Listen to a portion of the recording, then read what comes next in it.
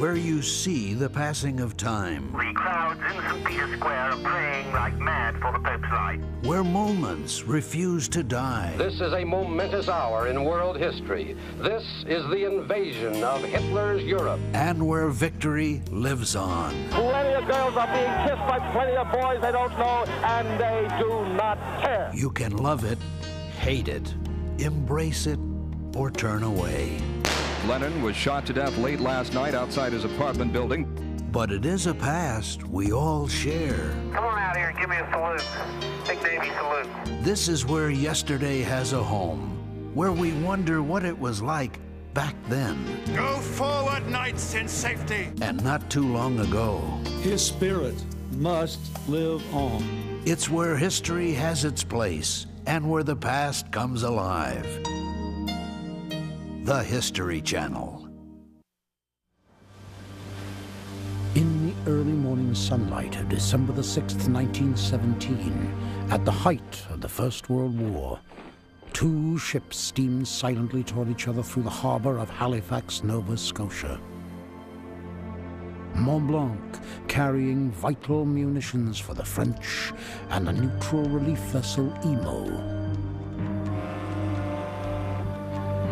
From the shores of the bustling port, hundreds of astonished onlookers watch as the two vessels continue on what is fast becoming an inevitable collision course.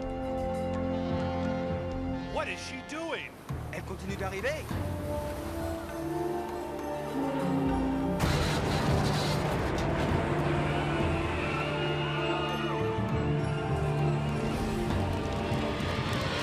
Now a blazing fireball, Mont Blanc begins drifting toward the shore and the city's busiest industrial district.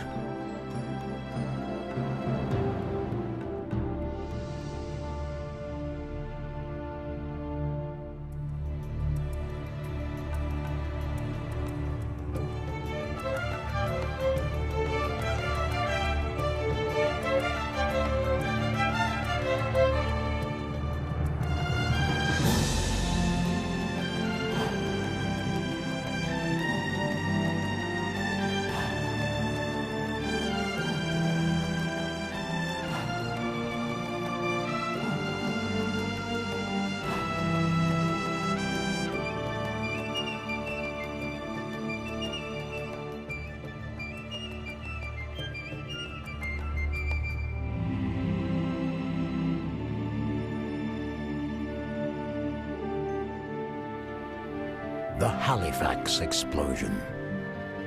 Residents of harbour towns have a special relationship with the sea. They depend on her bounties for their livelihoods, thus hold greater reverence for her mystery and majesty. But living in such close proximity to oceans can also put coastal dwellers in greater jeopardy, especially in times of war.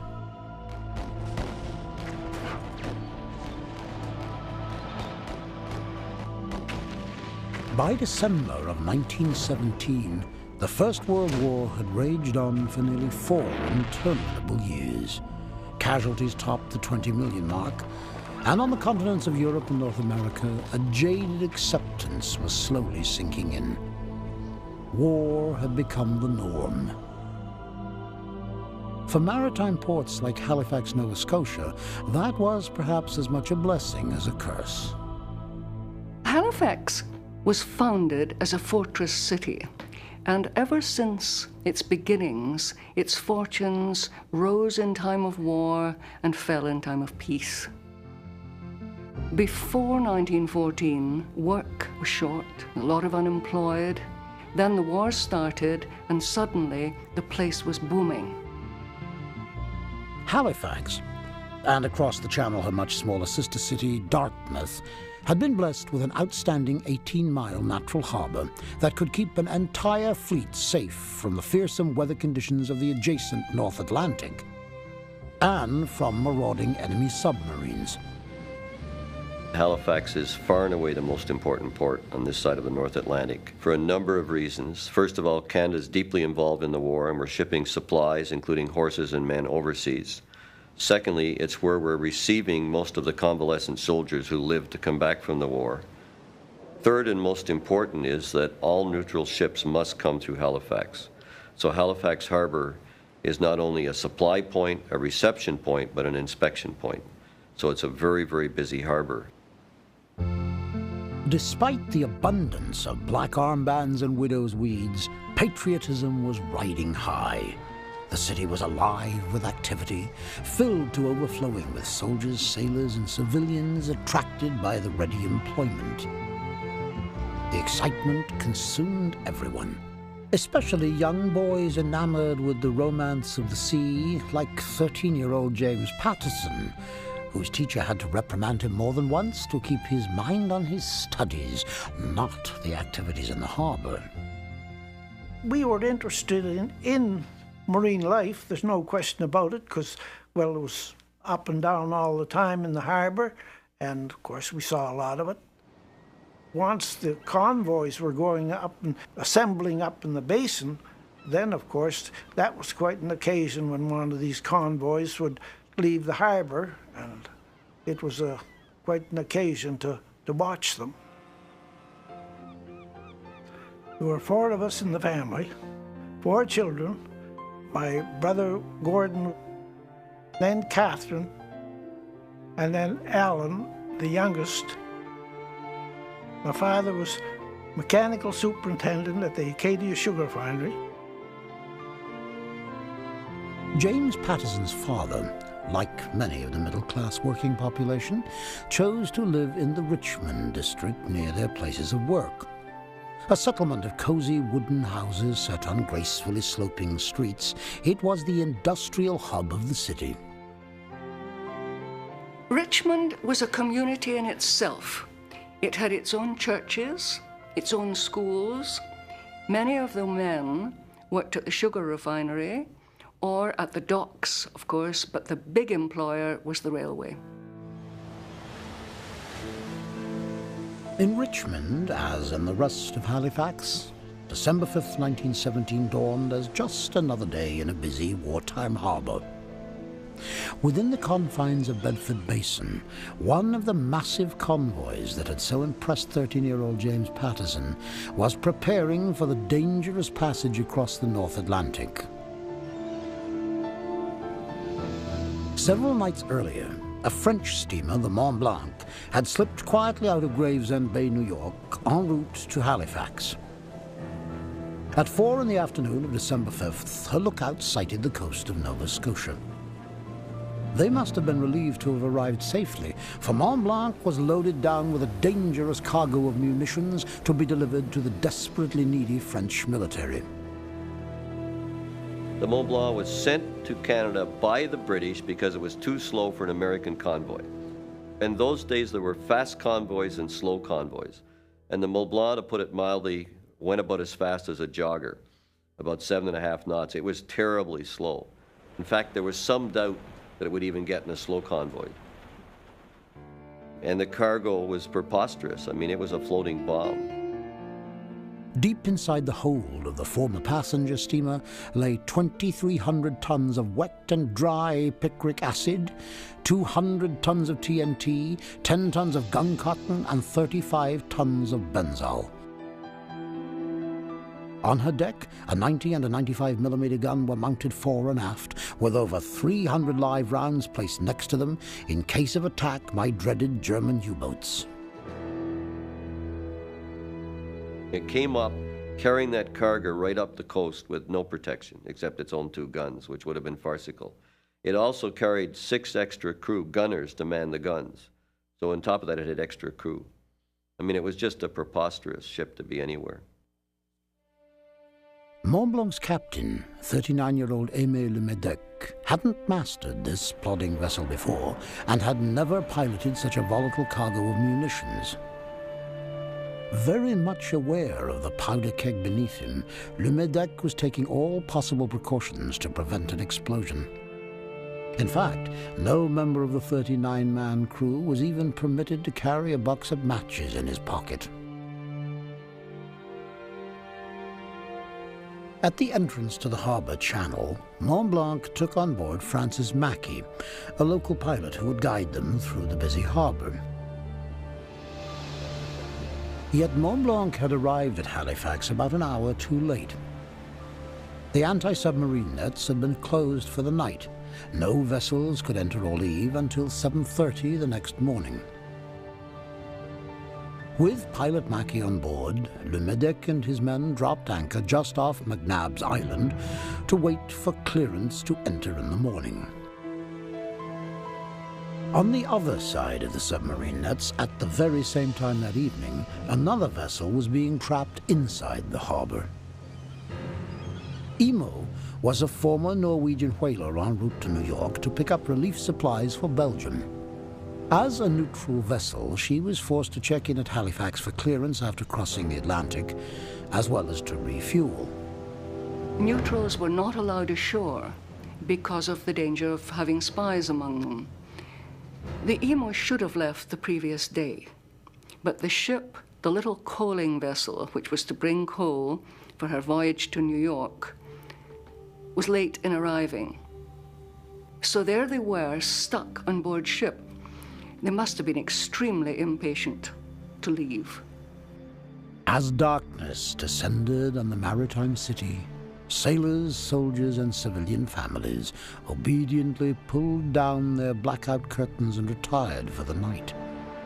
And so Halifax slept, unaware of what the chilly morning of December the 6th would bring. In the busy wartime port of Halifax, Nova Scotia, December 6th dawned clear, crisp, and cold. In the Richmond district, fathers kissed their wives and children goodbye, then hurried off to work. Children bundled into their winter jackets for the walk to school. Being 4 young ones, the morning was quite a busy time. Gordon and I and Alan got out to school. I don't know just why. Catherine didn't go with us anyway, but she was still in the house. My father's watch just so happened was down at the jeweler's having a mainspring, and he wanted to know if he could have my watch. Well, I wasn't too happy, but I said, yes, you have my watch, because I thought it too was quite an honor that he wanted my watch. As James Patterson's father began his walk to the sugar refinery, out in Halifax Harbor, the submarine nets were cleared and incoming vessels lined up in formation awaiting their turn to enter the busy channel. The first boat to start in was a newly arrived American tramp steamer. Mont Blanc was close behind her. Inside Bedford Basin, the Emo had begun to move in the opposite direction on her way out of the harbor and had just entered the area known as the Narrows. According to the rules of the road, she was still on the incorrect side of the channel, but was heading toward her proper course when she saw the American tramp steamer coming toward her from the opposite shore. The pilot signaled to the pilot of the Emo, could he stay on his wrong side of the Narrows in order to let him go to a certain berth in the basin. The signals came back, yes. So the Emo was proceeding through the Narrows on her wrong side. She might have been heading to her proper side of the Narrows, but just at that point, a tug towing barges came out from the Halifax side, and this meant that the Emo had still to stay off course. Meanwhile, the munitions-laden Mont Blanc had also entered the Narrows and, guided by local harbor pilot Francis Mackey, was calmly proceeding in her proper channel, until Mackey sighted the masts of the Emo less than 3/4 of a mile ahead of him. Elle est sur notre côté du canal. Signal for her to move.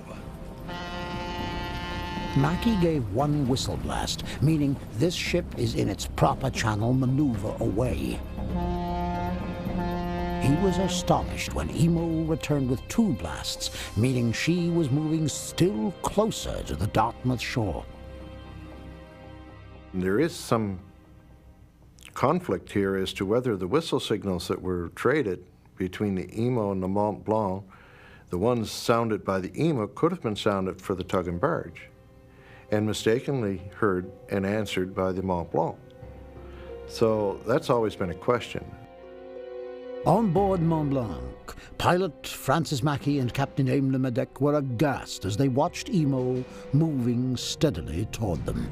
They ordered all engines brought dead slow, but it took some time for the steamer, weighed down by her deadly cargo, to respond. Now, I'm sure that the people on Emo knew that the ship was there, but I'm not sure that they could determine exactly which way it was heading. The inbound ship is directly in the glare of the sun on the water. As Captain Frome on the Emo ordered his engines full astern, Mackey and Le Medec shouted orders in 2 languages, putting Mont Blanc hard a port to bring both ships parallel. What is she doing? It was too late. When Emo put her engines astern a second time, Le Medec knew a collision was imminent. When the Emo put her engine astern, it caused the bow to swing to starboard, which was the same direction that the Mont Blanc was turning to port at the same time. The combination of both actions, regardless of whistle signals or anything else, caused the collision.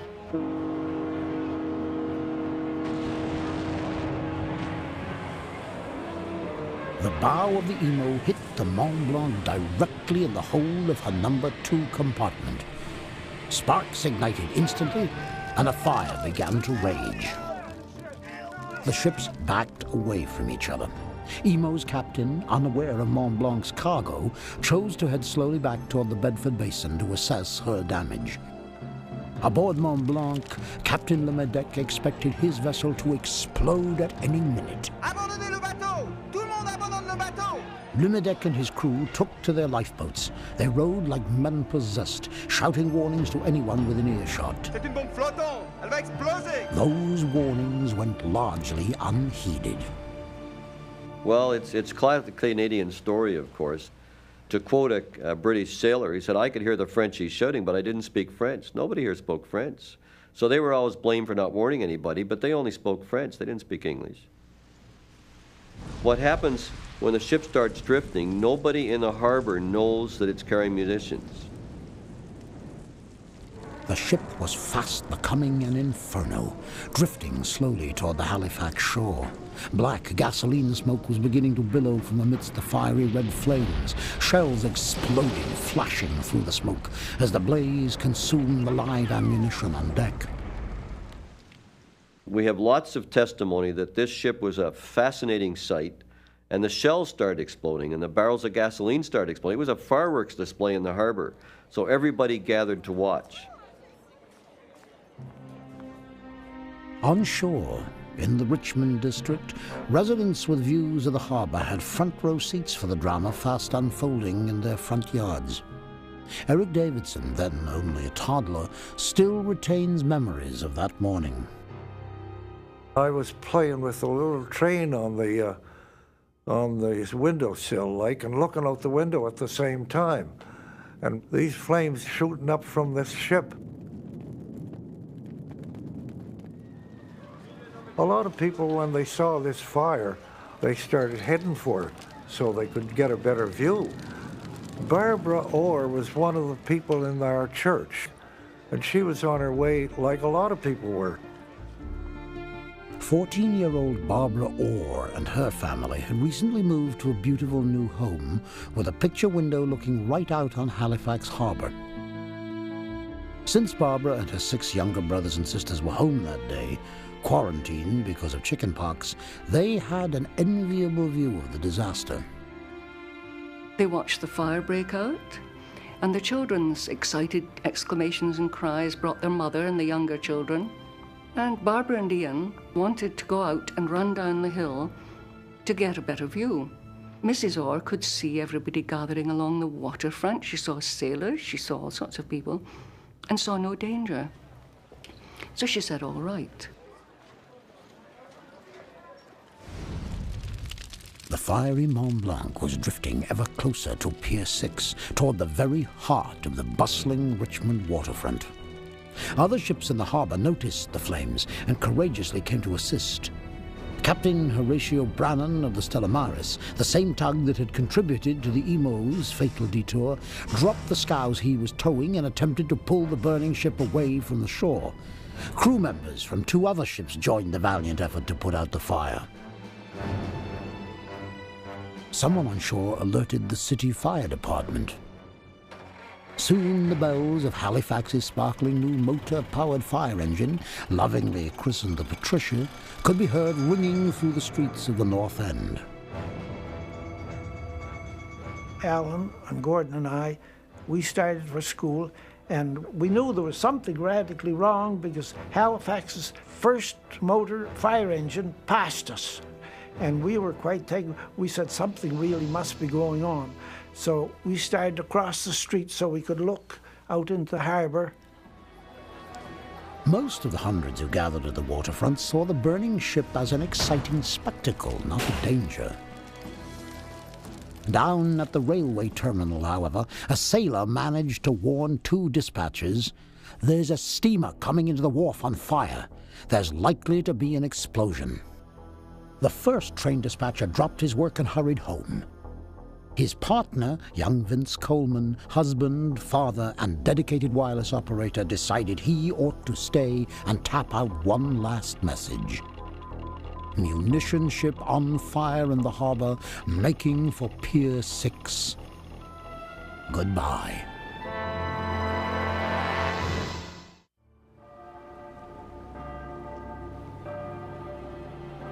By 9 a.m. on December 6, 1917, most residents and workers in the north end of the city knew of the spectacularly burning ship drifting toward their docklands. At the Hillis Foundry, the people climbed up on the roof. At the Royal Naval College, which had a picture window, the naval cadets gathered at the window. So a lot of people are watching, many of them at the windows. 14-year-old Barbara Orr and her 5 brothers and sisters had been given permission by their mother to join the crowd of onlookers at the pier. Barbara and Ian, and one of the younger ones, were running down the hill. Barbara took a detour to go and get a friend to come and watch with her. And she said, all of a sudden, everything went completely silent.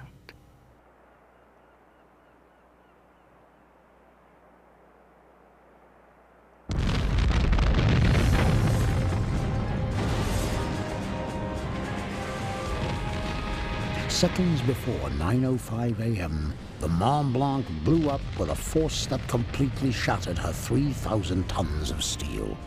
The barrel of one gun landed 3.5 miles away at Albro Lake, Dartmouth. Part of her anchor, weighing 1,140 pounds, flew more than 2 miles. Chunks of metal flew, maiming and killing all over the city. Cape Breton, more than 270 miles away, felt the jolt. Barbara Orr said she felt as if she was somersaulting in and out of deep holes. She came to herself well up in Fort Needham, some distance from where she had been. One of her tightly laced knee-high boots was off. Her leg, of course, very painful because the blast had literally sucked the boot off her foot. The explosion all at once happened while we were looking at it. And the glass blew in, of course, and took my eyesight. Well, it cut my eyes pretty bad. As the mushroom cloud began to clear, it revealed a devastated landscape. The Richmond district was flattened.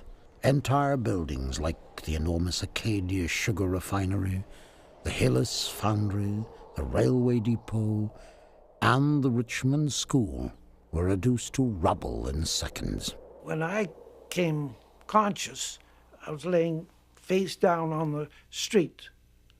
And I know I can remember, I must have struck my face because my nose was bleeding and I could feel it run down. And there was a nail stuck in my forehead and something hit me across the back. I think that school bag, if I hadn't had it on, whatever hit me in the back I guess I would have been somewhere else. There's no question about that school bag, that it saved me. Down in the harbour, the concussion created an instant tidal wave, powerful enough to sweep the Emo all the way to the opposite shore. Emo's entire bridge crew were killed instantly. Most of the valiant rescue crew from the Stella Maris and the other ships also perished. Within seconds, a thick and oily rain of soot began to fall, blackening everything it touched. And this black rain, which has since been analyzed to be coal dust and oil and coal, went into all the wounds. There were no antibiotics in those days. Most of the wounds were infected because of this black dust. Gordon was standing up in this field, in this open field, and I didn't know who it was. I couldn't tell who it was because he was just as black as... But he had a wristwatch with one of those metal protectors on the dial, and I could see light shining on that, and I knew it was Gordon. That's the only way I knew it was Gordon. James and his brother Gordon joined the thousands of dazed survivors, wandering like sleepwalkers through the landscape of devastation.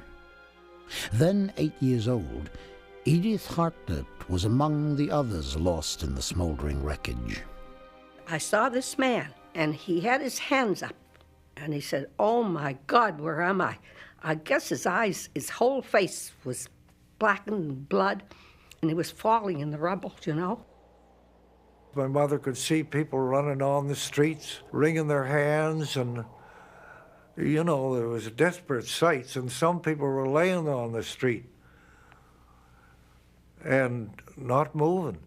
And there was people just going here and there, not knowing where they were going. The total destruction spread for 325 acres, killing more than 1,600 people instantly and wounding more than 9,000 others.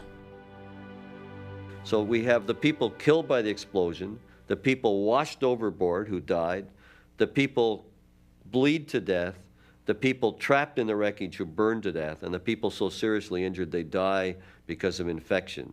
So we've got carnage. The North End is essentially now on fire. The explosion toppled the wood and coal-burning stoves that insulated families from the bitter Nova Scotian winter, igniting thousands of wooden dwellings with barely any firefighting force left to extinguish them. The Patricia with a full crew and the fire chief with his officers in a car had just reached Pier 6 when the ship exploded, and this was very unfortunate. They were killed, and this meant the city was left with very, very little firefighting equipment and with very few firemen. 3-year-old Mary Murphy and her family barely escaped their own burning house. The hall stove was tipped over, just ready to set fire to everything. And my brother told me that when he was going up the street, and he looked up Albert Street, and every house was on fire.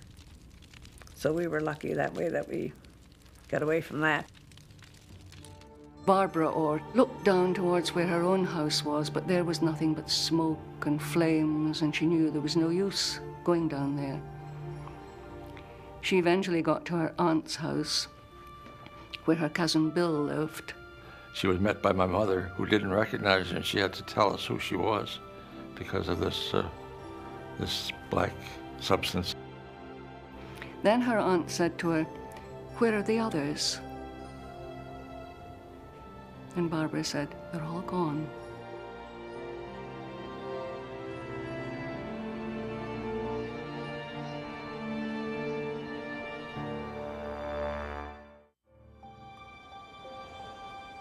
Just hours after a munitions explosion leveled the north end of Halifax, courageous heroes began to distinguish themselves from the devastated masses.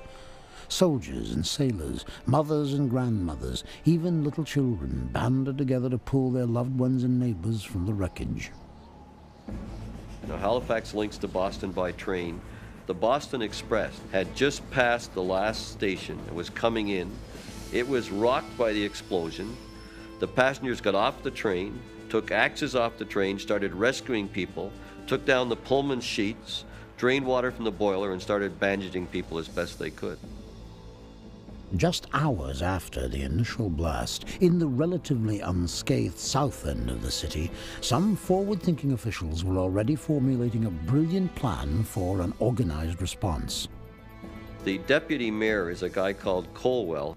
2 hours and 25 minutes after the explosion, Colwell convenes a meeting at City Hall, and they form food committees, clothing committees, transportation committees, fuel committees. They set up a morgue committee. They have an alderman take over the fire department, and Judge Harris organizes financial credit with the Bank of Nova Scotia. So we have a formal relief organization going in the first few hours. It's a very dramatic response. As the news of the disaster reached the outside world, doctors, nurses, medical and relief supplies began pouring in from other parts of Canada, as well as from the New England states.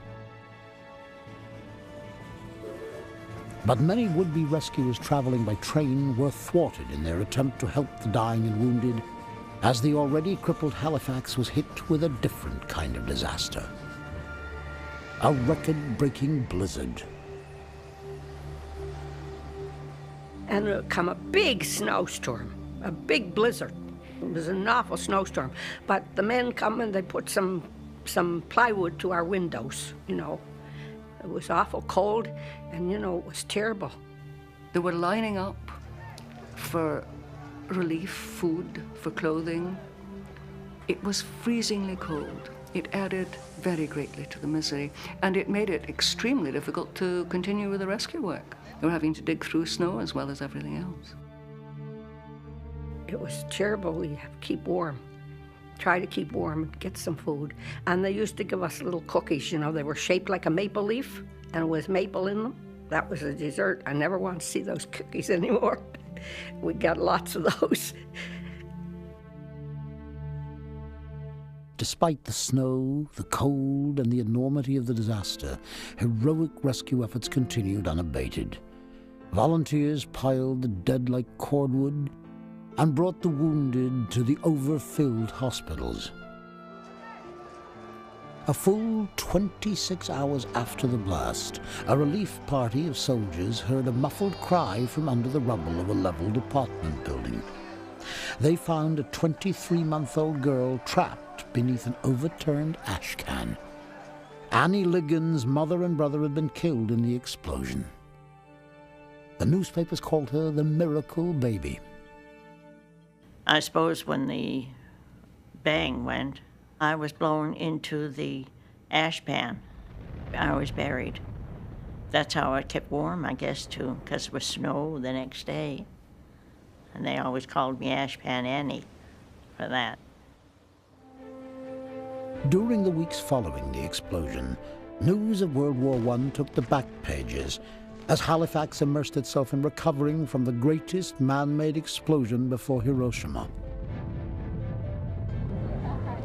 Money began to flow in from sympathetic governments worldwide: America, Great Britain, Australia, even China. The most appreciated support came from the Red Cross and the people of Boston, Massachusetts, who supplied as a gift, not as charity, thousands of pieces of new furnishings, appliances, and utensils for the Halifax families who had lost everything. For the nearly 20,000 Halifax homeless, Massachusetts again pitched in. The local and visiting labor began construction of temporary housing as early as January of 1918, erected at the astonishing rate of 1 apartment every hour. For those families unable to rebuild on their pre-explosion lots, the structures were a godsend. I guess my parents didn't have enough money to build a house, but we lived for a while down on the commons. I call them tar paper houses because they were only small, just in-line houses. A lot of the people that lost their homes in the Halifax explosion went there, and they rented these homes from the Relief Commission. We were all injured, and we all recovered, and we were one of the luckiest families in the city, I think, because there were a lot of families that were taken out altogether.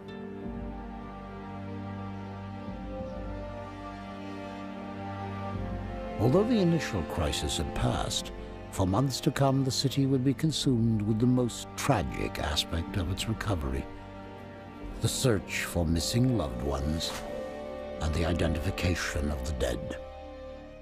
The basement of the Chibukto Road School became an impromptu city morgue, lined wall to wall with unidentified bodies.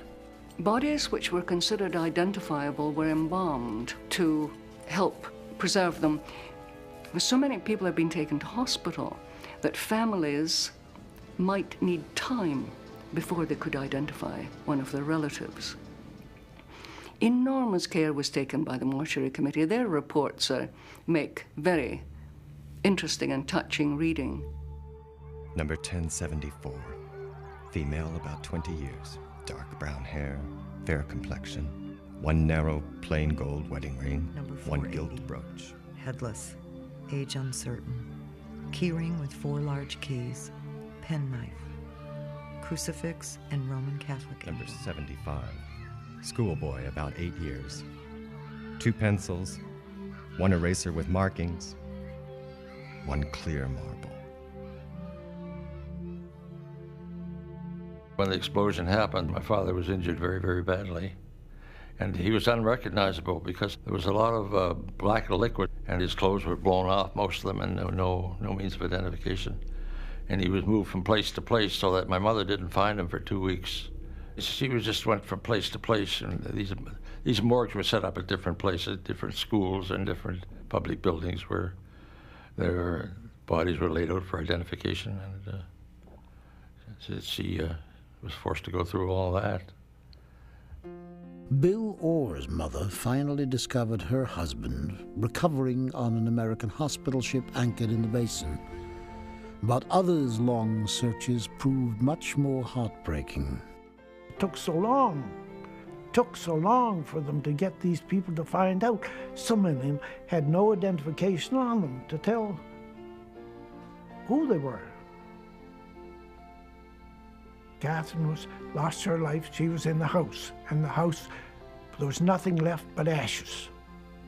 And Alan, of course, I don't know just how long it was before Alan's body was found. My father, of course, his body wasn't found until the following April. He was, of course, buried when the refinery collapsed. He was buried under it. Vincent Patterson Sr.'s remains were finally identified because he was wearing the watch he'd borrowed from his son James just before leaving for work on December 6th. The watch hands had frozen at 10 minutes after 9. Young James always liked to keep it just a few minutes fast.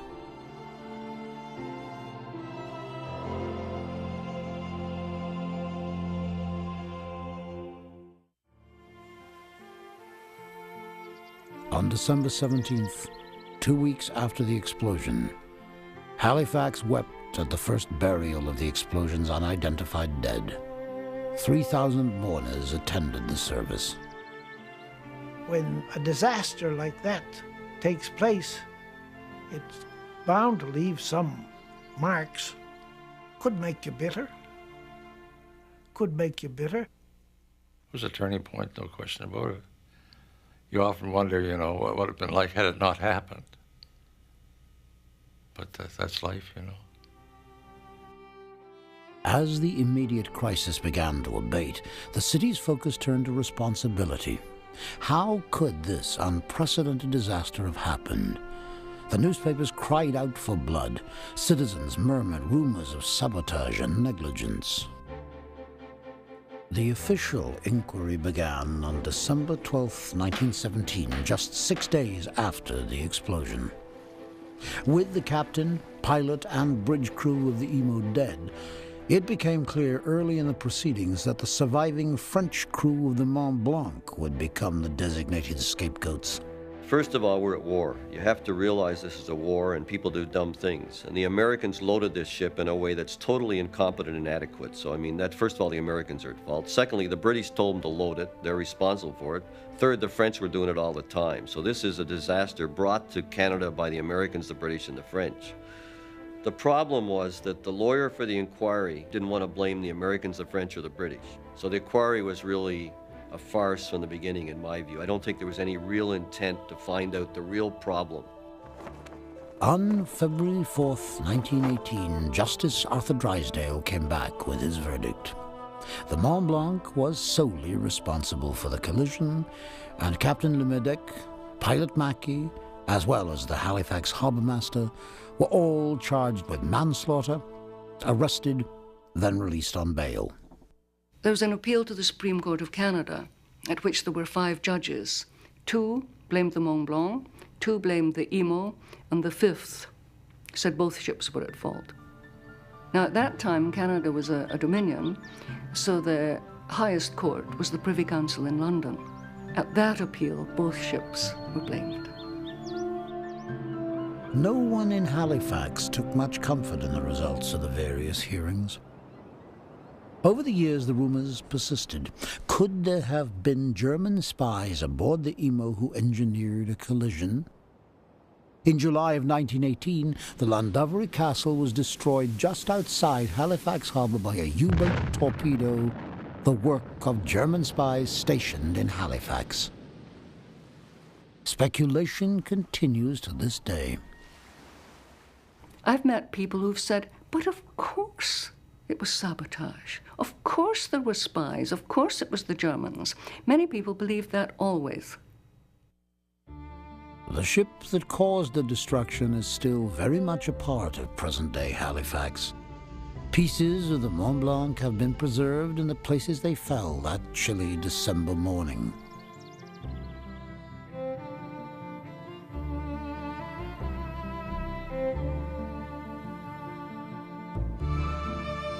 As for Emo, thrown by the tidal wave onto the Dartmouth shore, she was refloated, renamed, and resumed her career as a whaler in the South Pacific until she struck some shoals off the Falkland Islands just 3 days short of the explosion's 4-year anniversary. She's still there, lying in the bottom of a cold, rocky sea. Harbour officials tightened security procedures dramatically after the explosion. The event became a warning to all maritime ports never to take munitions ships quite so lightly in proximity to highly trafficked waterways. Over the years following 1917, life gradually returned to normal for the maritime city. The war that had caused the disaster finally ended. In the north end of the city, the rebuilding continued. People tended to shy away from that part of the city. I know that in our case, we tended to move to the south end to get away from it. The odd person built in the old, on their own site, but that was very rare. Mostly this area remained like a war zone for many years. You could drive through street after street after street, but nothing but foundations there, no homes. Finally, the Relief Committee began construction of permanent housing for the displaced, built with a new cement blocking called Hydra stone. Shell-shocked survivors were understandably suspicious about the safety of any dwelling, but Hydra stone had a quality that helped to quell their fears. It was fireproof. Many survivors still reside in the Hydra stone district till this day. For the over 200 explosion orphans, December 6, 1917 was the beginning of a completely new life. 14-year-old Barbara Orr lost her mother, father, and 5 brothers and sisters on that fateful morning. She came and lived with us and became like another sister to me. In memory of her family, she donated the bells to the church, which eventually became the explosion bells.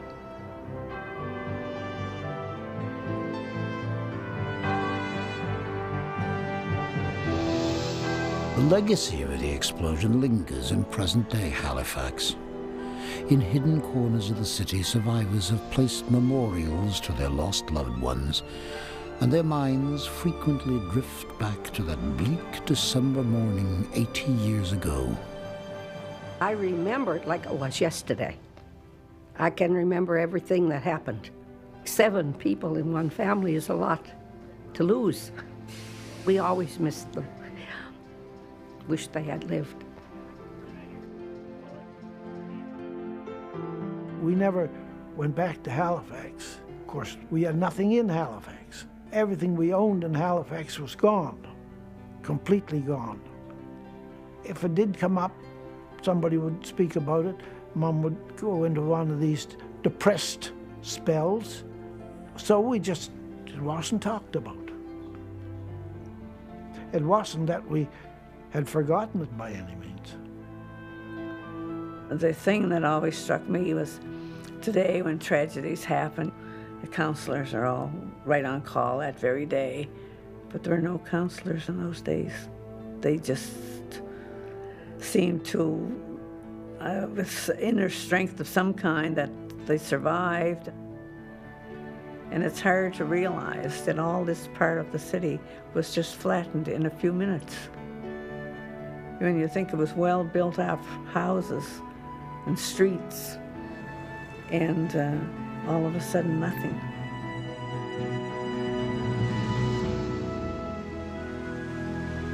It's long been said that in times of war, mastery of the oceans ensures almost certain victory. Yet for those caught between hostile powers and the waves, the sea's dangers can sometimes surpass her many bounties.